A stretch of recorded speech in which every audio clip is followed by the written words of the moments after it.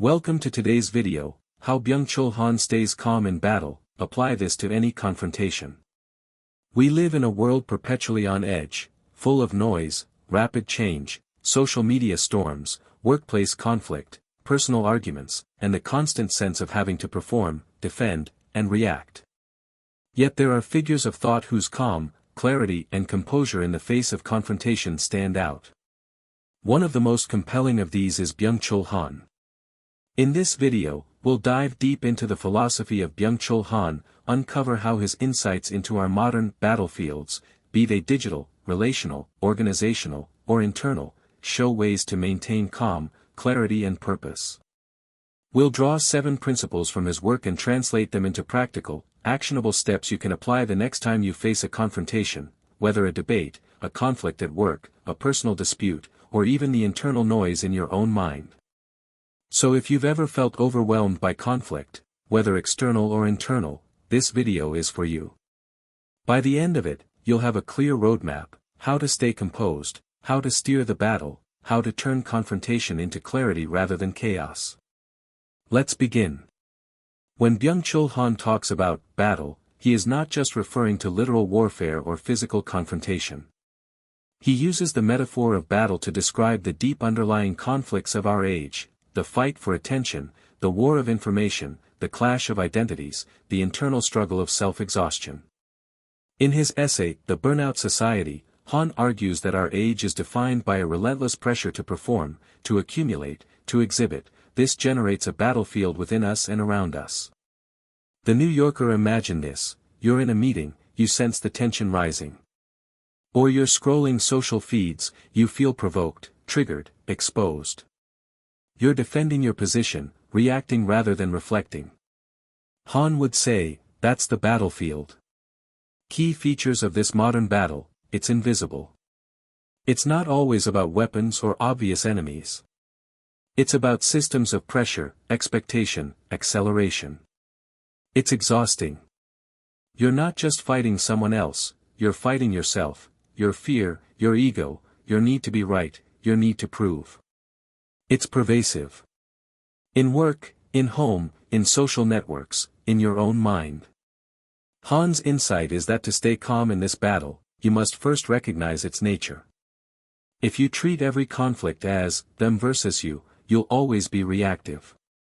But if you realize you're already on a battlefield defined by fatigue, information, noise, then you can change your posture.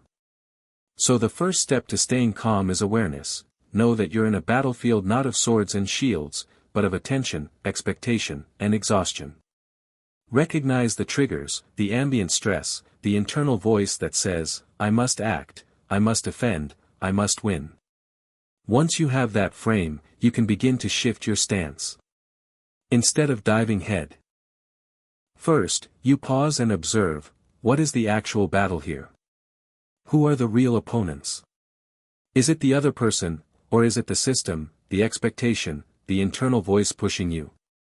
In this way, Han invites us into a new kind of calm, not the calm of denial, but the calm of comprehension. Knowing the terrain is half the battle.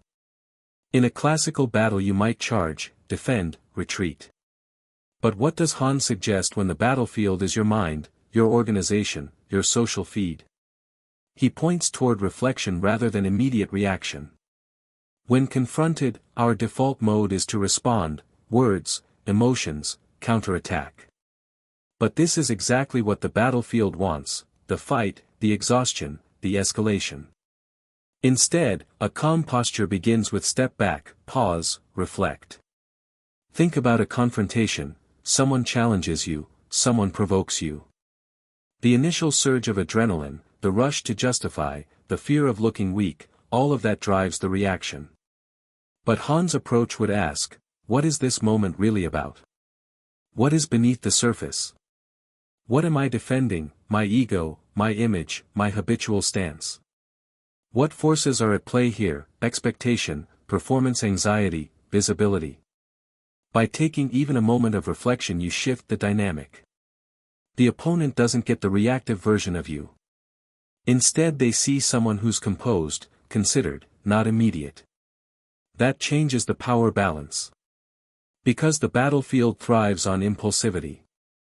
The calm becomes the unfamiliar territory the opponent must navigate. Here are 3 tactical reflections you can adopt. What am I defending? When someone attacks your idea, ask internally, is it really the idea? Or am I defending my status, my image, my expectations of myself? What is the underlying terrain? Is the conflict about the surface issue, or about deeper anxieties, fear of failure, fear of being wrong, fear of being invisible? What is my goal here? Do I want to win the moment, or do I want to emerge wiser, stronger, calmer? A reflection shifts from win to understand and evolve. Byung-Chul Han's work shows that calm in battle is less about suppression of emotion and more about intelligence of posture, knowing when to act and when to observe, when to speak and when to listen, when to engage and when to step back. Reflection is the lever you use. It changes the energy of the confrontation and gives you a moment of choice instead of automatic charge. In your next confrontation, try this: don't jump to answer. Breathe. Ask, what's the real issue here? What am I reacting to? Then respond from that grounded place.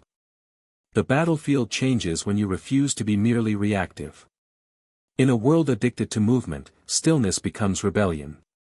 Byung-Chul Han says that our age suffers from hyperactivity, an invisible compulsion to always be doing, producing, posting, proving. It's the age of what he calls achievement subjects, people who exploit themselves under the illusion of freedom. You're not being oppressed by others, you're exhausting yourself in the name of success. Now think about how that plays out in confrontation. The pressure to immediately reply, to defend, to clap back, to make your point. You're drawn into the current of reaction, and that's when you lose control. Han's insight is subtle but transformative. The moment you refuse to participate in the frenzy, you take back your power. Stillness, then, isn't weakness. It's strategy. It's what warriors, monks, and thinkers across time understood, that true calm in conflict is not about pretending nothing affects you, but about mastering when to move and when not to. Han's philosophy of contemplative distance teaches that silence can be louder than noise. A calm presence unsettles those who expect chaos. When you stop reacting, you introduce stillness, and that stillness is threatening to the modern psyche, because it exposes how addicted we are to stimulation. The calm person makes the frantic one face their own lack of control. That's why being calm is a form of dominance, not in aggression, but in groundedness. In your daily life, practice this kind of stillness. When you're provoked, don't rush to fill the silence. When someone demands a quick answer, pause until your response feels deliberate. When your mind screams to do something, wait one more breath. This doesn't mean inaction, it means intentional action. Han says that the modern self has forgotten contemplation. Everything has become communication.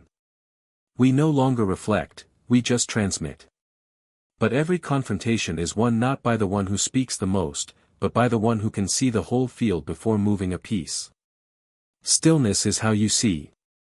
When you embody stillness in battle, emotional, intellectual, or social, you become unpredictable. The opponent expects retaliation, you give silence. They expect fear, you show ease.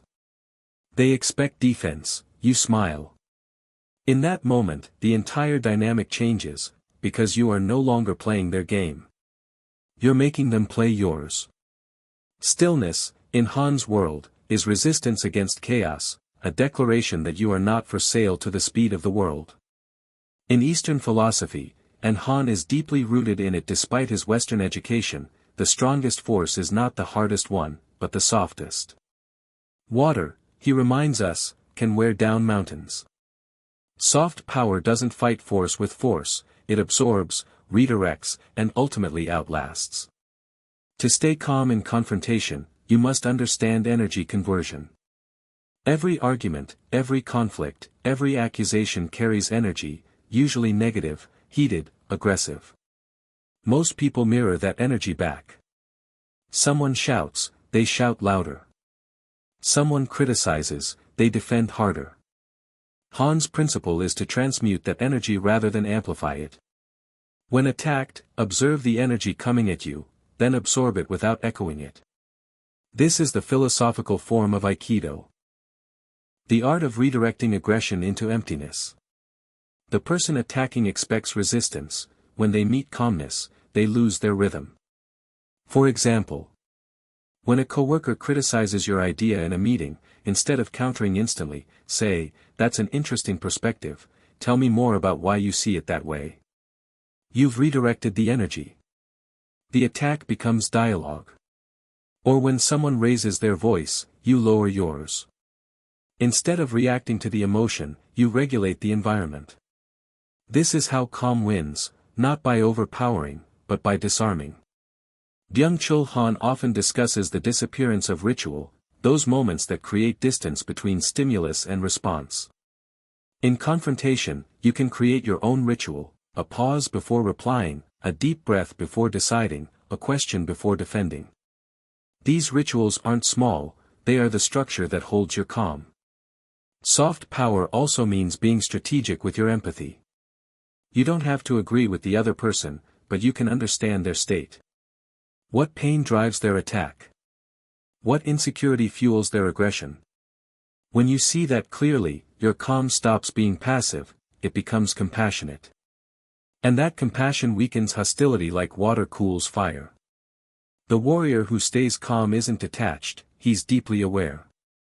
He can feel the emotional waves around him yet chooses not to drown in them. That's what Han means when he writes that the transparent soul is not the calm soul. Calmness comes not from being empty, but from being deeply full, of insight, awareness, understanding. Soft power is not surrender. It's mastery disguised as peace. Han's philosophy often returns to a haunting idea, that modernity has no clear enemy. Everything has become internalized. The struggle is no longer external, it's psychological. The battlefield has moved from outside to inside. When you fight others, you project the enemy outward. When you fight yourself, you live in perpetual tension. To stay calm in confrontation, Han says, we must learn to see the illusion of the enemy. In most cases, the person in front of you isn't your opponent, they're your mirror. Every confrontation exposes something within you, insecurity, pride, need for validation, unresolved anger. What you call the enemy is often the externalization of that shadow.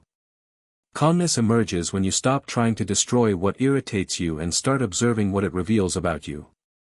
This is why Han's notion of transparency is dangerous. When everything is exposed, when every thought, opinion, feeling is broadcast, there's no mystery left, only friction. People no longer confront ideas, they confront reflections of themselves. So, what does it mean to stay calm in battle, in a world where the enemy has disappeared? It means realizing that every external conflict is an invitation to resolve an internal imbalance. The angrier you get at someone else, the clearer you should see your own inner dissonance. Han would say, don't fight your reflection, understand it. When you argue with someone, ask, what part of me do they trigger? Why does this moment bother me so much? When you find that root, calm naturally follows. To master confrontation, you must depersonalize it. Stop seeing it as, you versus them. See it as, truth versus illusion. When you no longer see enemies, you start seeing patterns, and patterns can be managed. The greatest fighters in history, from Musashi to Han's philosophical predecessors, understood this truth: the moment you remove the idea of enemy, you remove fear. Fear fuels chaos. No fear, no chaos. That's the secret to calm. Byung-Chul Han often draws from Buddhist thought, particularly the concept of emptiness, not as nothingness, but as pure presence. In battle, this translates to a state where ego dissolves and perception sharpens. Ego is the voice that says, I must win, I must prove, I must not lose face. But that voice is what creates panic. Han teaches that peace doesn't come from dominance, it comes from the disappearance of that voice. In confrontation, try to disidentify with the self that's being attacked. When someone insults you, they're not striking your being, they're striking your image. If you stop defending that image, you become untouchable. This is not apathy, it's transcendence. You are fully present, hearing, observing, engaging, but not chained to outcome. Han calls this the non-productive mode of being. In other words, you stop trying to achieve calm, and instead embody calm. Presence means total awareness, of tone, emotion, timing, and silence. It means seeing every confrontation not as threat but as theater, and yourself as both actor and observer. When ego fades, perception expands. You begin to notice subtleties, the tension behind someone's eyes, the exhaustion in their words, the pain in their anger. Then you can respond with precision, not impulse. That is mastery. Calmness is not an act, it's an awareness that no one can take your inner balance unless you hand it over. Han concludes that the modern warrior is not the one who wins every battle, it's the one who no longer needs to fight. The calm individual becomes immune to provocation, not because he avoids conflict, but because he sees through it. Serenity is not passivity, it's the highest form of intelligence. You know when to engage, when to disengage, and when to let the battle dissolve by itself. A calm presence is contagious. The frantic world feels your stillness and adjusts around it. Your calm becomes a mirror that exposes the chaos in others. That's why Han's philosophy is both terrifying and liberating. It doesn't offer easy peace, it offers lucid awareness. In practical terms, serenity as strategy means, you don't rush decisions under pressure. You don't let other people's emotions dictate your state. You never fight battles that don't matter to your spirit. You become selective, not out of arrogance, but out of wisdom. So how do you stay calm in battle, in conversation, online, in love, in work, in yourself? By practicing these 7 principles: awareness of the modern battlefield, reflection over reaction, stillness as resistance, soft power, dissolving the enemy, the emptiness of ego, and serenity as strategy. Byung-Chul Han teaches that the ultimate victory is not domination, but detachment with understanding. The world will keep rushing, shouting, performing, but you can choose another rhythm, slow, deliberate, grounded. True calm doesn't mean the absence of battle, it means the battle no longer defines you.